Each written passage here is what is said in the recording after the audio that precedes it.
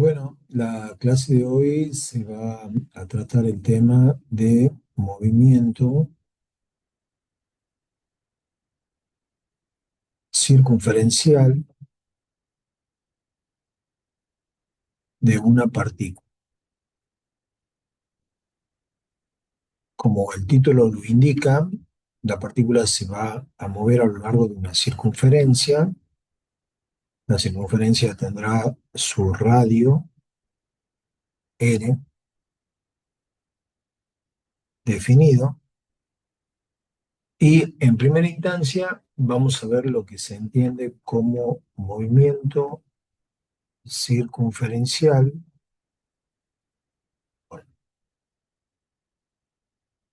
o directamente escribamos el acrónimo MCU.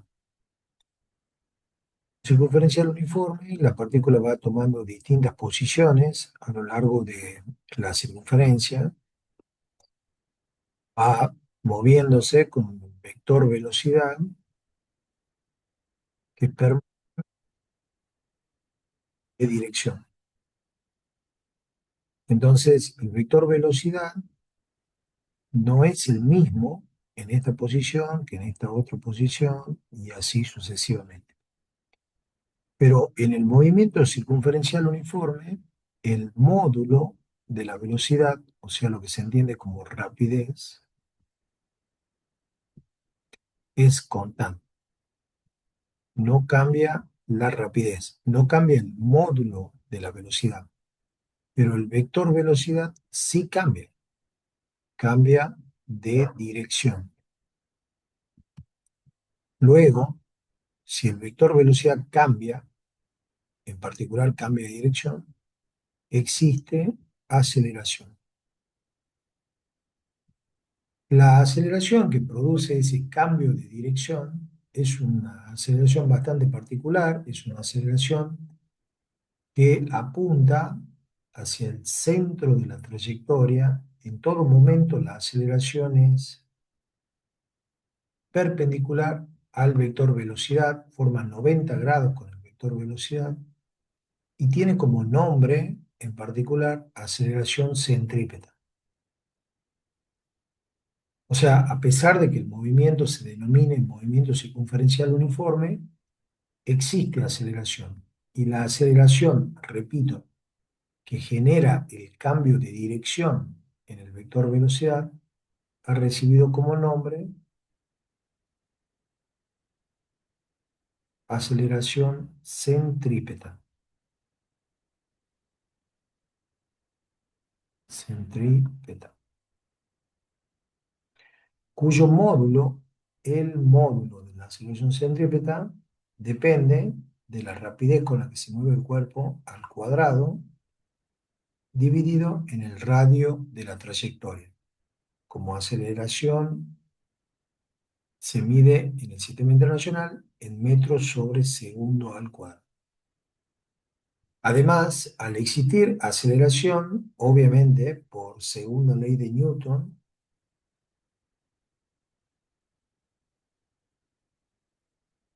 existirá fuerza centrípeta. O sea, la fuerza neta, le pongamos en primero ese nombre, fuerza neta o fuerza resultante, que sabemos que es la suma de todas las fuerzas que actúan sobre el cuerpo. Bueno, se calcula esa fuerza neta como masa por aceleración. Pero como en este caso la aceleración es una aceleración que se denomina centrípeta, a la fuerza neta en el movimiento circunferencial uniforme se le ha llamado fuerza centrípeta. Fuerza centrípeta. La fuerza centrípeta entonces se calcula multiplicando la masa por la aceleración centrípeta, o también se puede calcular haciendo la suma de todas las fuerzas que actúan sobre el cuerpo. Si la tenemos que dibujar a la fuerza centrípeta, se la dibuja en igual dirección e igual sentido que la aceleración centrípeta. O sea, en cada instante hay una fuerza neta que actúa sobre la partícula y apunta hacia el centro de la trayectoria. Entonces, estos vectores que hemos pintado ahí en verde son los vectores fuerza centrípeta. ¿Mm? En módulo, no hagamos el comentario acá al costadito, en módulo, fuerza centrípeta será lo que resulta de multiplicar la masa por el módulo de la aceleración céntrica. El resultado será, obviamente, en el sistema internacional, en Newton. Bueno, entonces, no perdamos de vista que la fuerza que se llama fuerza centrípeta en realidad es la fuerza neta en el movimiento circunferencial uniforme, o sea, la suma vectorial de todas las fuerzas que actúan sobre la partícula. Muy bien, para el movimiento circunferencial que estamos en estudio, vamos a definir que se denomina velocidad angular. La velocidad angular es un vector omega, vector que tiene la particularidad que es perpendicular.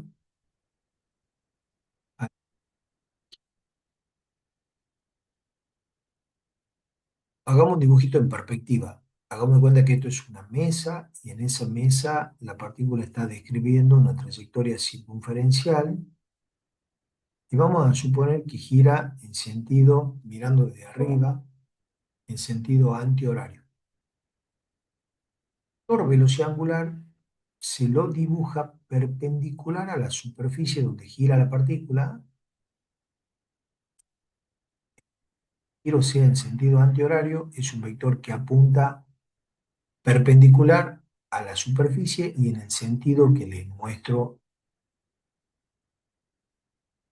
Si fuera al revés, en sentido del giro, o sea, si esta es la mesa, esta es la circunferencia que describe la partícula está girando en sentido, mirando desde arriba, en sentido horario, el vector velocidad angular se lo representa perpendicular a la mesa, pero apuntando hacia abajo.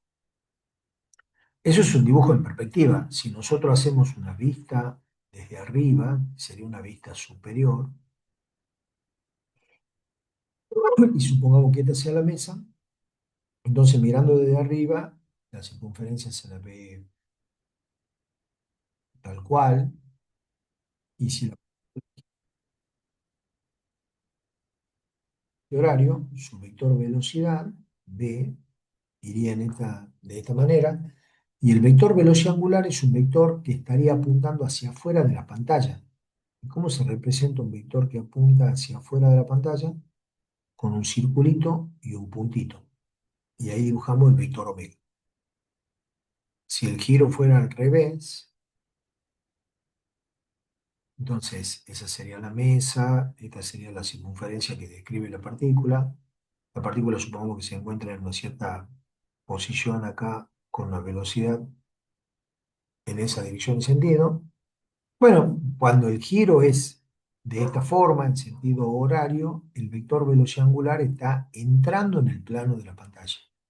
Y un vector que entra se representa con una cruz y un circulito. Ese es el vector velocidad angular. Ahora, ¿qué representa el vector velocidad angular? El módulo del vector.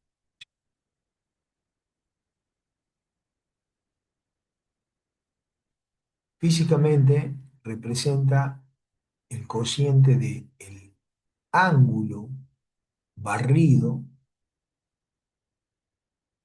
en el tiempo empleado. Simbolito al ángulo barrido le llamamos delta de tita sobre delta de t. ¿Sí? Ángulo barrido en tiempo empleado. Por ejemplo, en el dibujo este que está abajo a la derecha, ahí le marco el ángulo, esto sería delta de tita. Y bueno, si esto va de un tiempo 1 a un tiempo 2, el delta de t será t2 menos t1.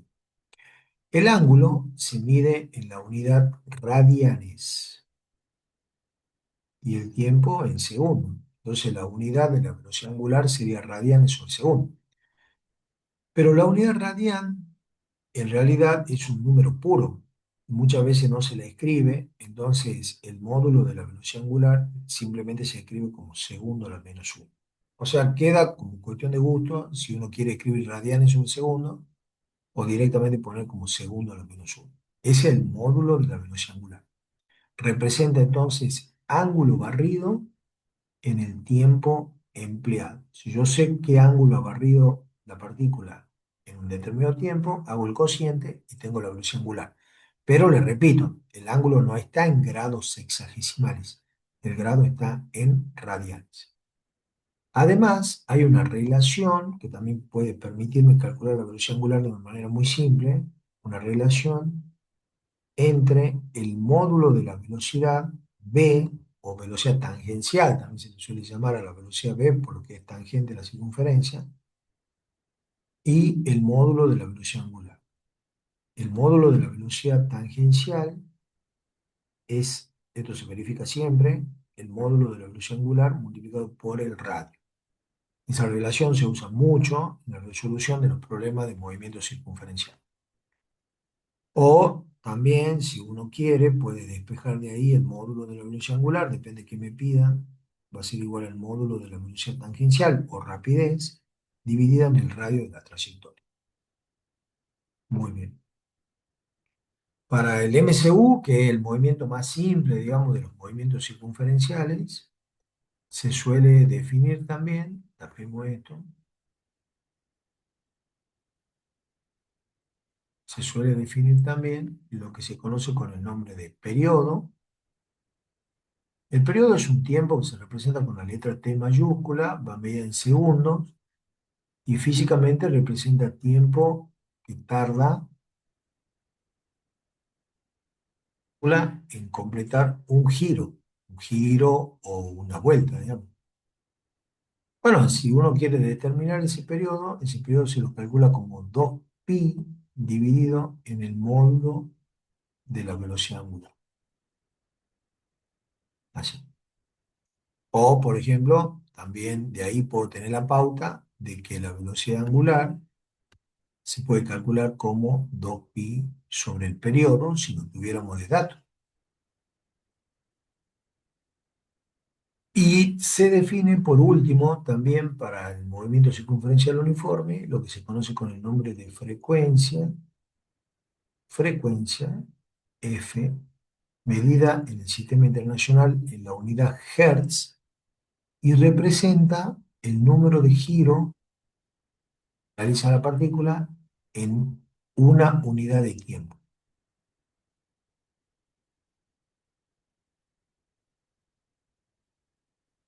Ya se la calcula como la inversa del periodo, o sea, sería también escrito de otra manera como el módulo de la velocidad angular dividido en 2pi. Les repito, si estamos todos en el sistema internacional, eso se mide en hertz. Una frecuencia de 10 hertz, 20 hertz, representa, cuando está medida en hertz, el número de giros o de vueltas en cada segundo, en cada segundo de tiempo. O sea, 10 Hz significa que la partícula da 10 vueltas en un segundo. Hay otra unidad de frecuencia que se usa mucho en la técnica, que es, lo pongamos como observación, que es la frecuencia dada pero en revoluciones por minuto. Supongamos, si me dicen 30 RPM, significa 30 vueltas en un minuto. Bueno, 30 vueltas en un minuto, si lo quiero pasar a Hertz, será cuestión de dividir en 60, porque el minuto tiene 60 segundos, entonces ya lo tenemos en unidad Hertz. Esto sería 0,5 Hertz, o sea que esta partícula da 30 vueltas en un minuto, o también se puede decir media vuelta en un segundo. Entonces, pasar de RPM a Hertz, que es lo que nosotros usamos, que es básicamente el sistema internacional, basta con dividir en 60. Bueno, ese es el movimiento circunferencial uniforme, donde hemos visto que se mantiene constante el módulo de la velocidad. El vector velocidad, también llamado velocidad tangencial, va cambiando de dirección. Por lo tanto, existe aceleración, que se llama aceleración centrípeta, que apunta hacia el centro de la circunferencia. Existe fuerza neta, que se le da el nombre de fuerza centrípeta. Y apareció una magnitud nueva, que es la velocidad angular, que es un vector, la velocidad angular, perpendicular al plano de giro, que depende si la partícula gira en sentido antihorario, es un vector que apunta perpendicularmente al plano de giro saliendo de la pantalla, y si gira en sentido horario, es un vector que entra perpendicularmente al plano ese de giro. O sea, para nosotros en el dibujo entraría en la pantalla. De cómo se representan esos vectores, ya vimos que si un vector que sale se representa con un puntito y un circulito, y si un vector que entra se representa con una cruz, un círculo. Para finalizar el movimiento circunferencial uniforme, se define el periodo, que es lo que tarda en dar un giro, de ahí se puede despejar también el módulo de la velocidad angular, y la frecuencia, que es la inversa del periodo, y que representa el número de giros por unidad de tiempo. Muy bien, hasta ahí movimiento circunferencial uniforme. Pero ahora vamos a otro movimiento circunferencial donde ya el vector velocidad cambie también. Vamos a ver lo que se llama el movimiento circunferencial, pero uniformemente,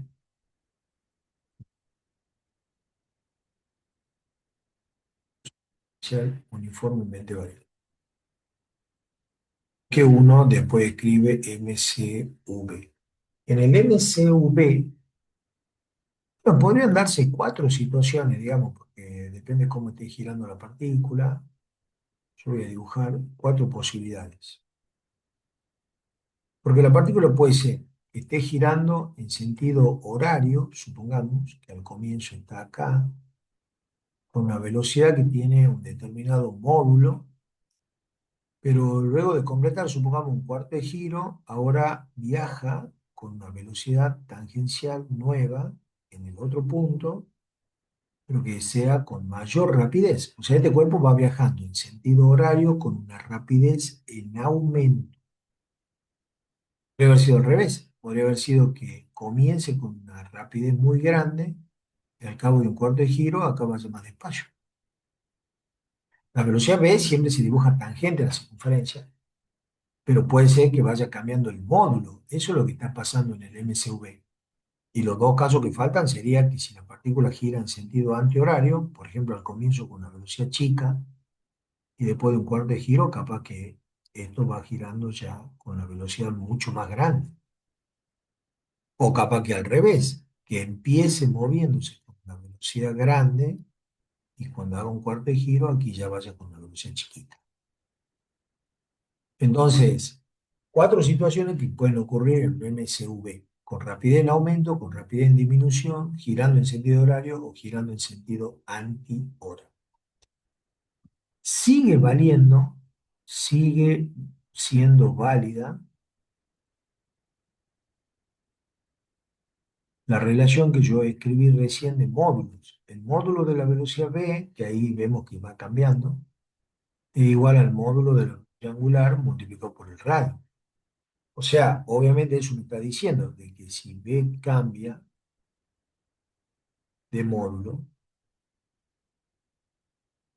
entonces omega también cambia. La velocidad angular va a ir cambiando instante a instante. Si el sentido de giro para el primer dibujo es un sentido horario, el vector velocidad angular es un vector que entra en el plano de la pantalla. O sea, acá hay un vector omega 1 que está entrando y acá hay un vector omega 2 que también está entrando. Pero tengan presente que omega 2 es más grande que omega 1. Omega 2 está relacionado con la velocidad v2, que es más grande. Observando la relación que está acá a la derecha, me doy cuenta que cuando más grande es la velocidad v, más grande también es omega. Ahí, por supuesto, en el dibujo no se ve de que omega 2 sea más grande que omega 1, porque son vectores que están entrando en la pantalla. Bueno, pero tenemos que no olvidarnos que a mayor velocidad tangencial, mayor también es la velocidad angular. Acá pasa lo mismo. Acá omega 1 es un vector que está entrando, porque el giro es horario. Omega 2 también es un vector que está entrando. pero omega 1 es más grande que omega 2, porque omega 1 está en concordancia con una velocidad v1 que es más grande que la velocidad v2. Si cambia el sentido de giro, acá omega 1 es un vector que sale poco, omega 1 es chiquito porque está con la velocidad v1 que es chiquita, pero omega 2 es un vector mucho más grande. Y también está saliendo porque el giro es antihorario. En el dibujo de la derecha, omega 1 es un vector que sale porque el giro es antihorario y es más grande que el vector omega 2 que también sale. Bien, esas son las cuatro alternativas. En el movimiento circunferencial uniformemente variado, sigue existiendo aceleración centrípeta. Sigue estando la aceleración centrípeta y el módulo de la aceleración centrípeta va a seguir siendo el módulo de la velocidad al cuadrado sobre el radio. También se lo puede escribir jugando con la relación de arriba como módulo de omega al cuadrado por el radio. Pueden usar cualquiera de las dos expresiones para calcular la aceleración centrípeta. Pero hay que darse cuenta que la aceleración centrípeta va cambiando, porque si va cambiando el módulo de omega o va cambiando el módulo de la velocidad tangencial, la aceleración centrípeta también. Por ejemplo, en el dibujo de la izquierda, arriba, la aceleración centrípeta al comienzo es una aceleración chiquita que apunta hacia el centro, mientras que después es una aceleración centrípeta más grande, porque la velocidad ha aumentado. En el dibujo de la derecha es al revés. Al comienzo es una aceleración centrípeta grande y después la aceleración centrípeta más chica. En el dibujo de abajo a la izquierda, arrancamos con una aceleración centrípeta que apunta hacia el centro, chiquita, y después una aceleración centrípeta grande, 2. En el último, empezamos con una aceleración centrípeta grande y terminamos con una aceleración centrípeta chiquita. Sigue existiendo aceleración centrípeta, sigue existiendo fuerza centrípeta. La fuerza centrípeta tiene como módulo el valor de la masa por la aceleración centrípeta, en mol. Pero se agrega otra aceleración más, aparte de la aceleración centrípeta. Se agrega una aceleración que se llama aceleración tangencial. Aceleración tangencial que si la velocidad va en aumento, la aceleración tangencial, que ahí la estoy dibujando, va a favor de la velocidad. En el dibujo de la derecha ya no. Ahí a la aceleración tangencial la tengo que dibujar en contra de la velocidad, porque la velocidad se va haciendo más chica. En el dibujo de la izquierda abajo, la aceleración tangencial va a favor de la velocidad, por eso es que el cuerpo va girando cada vez más rápido.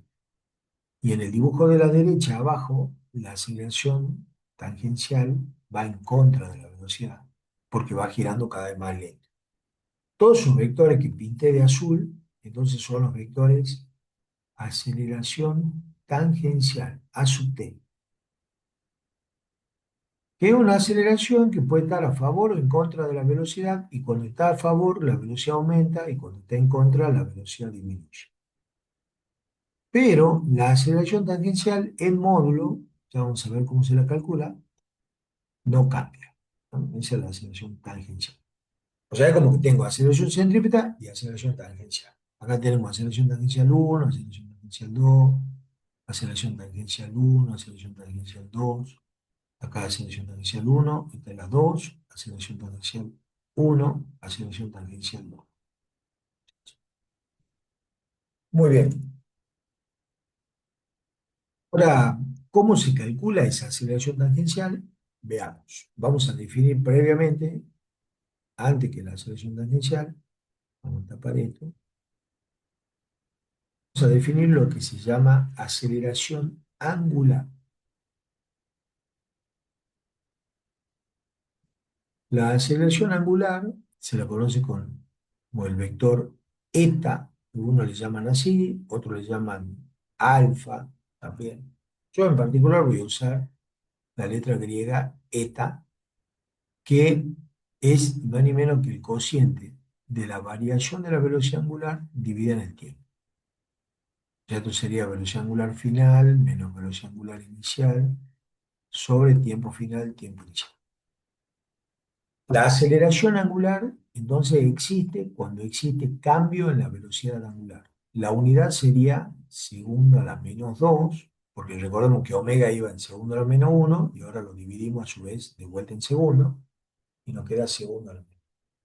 Esa es la aceleración angular. Si yo la conozco, la aceleración angular, entonces la aceleración tangencial,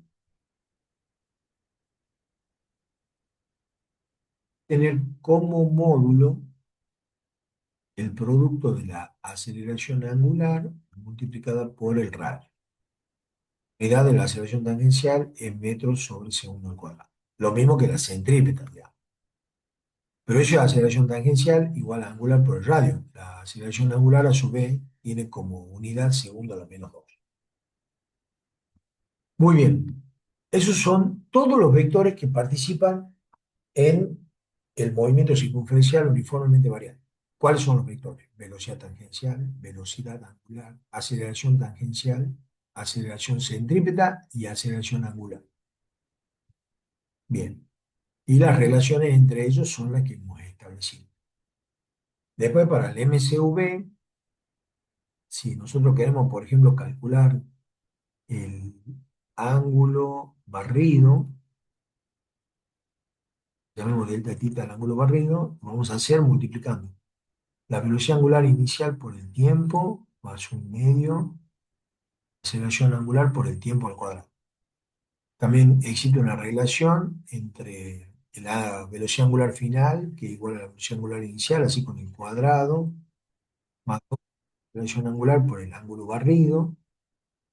También de que omega es igual a omega cero más eta por t, de omega cero como la velocidad angular inicial. También otra formulita que les puede servir es el número de vueltas que hace la partícula.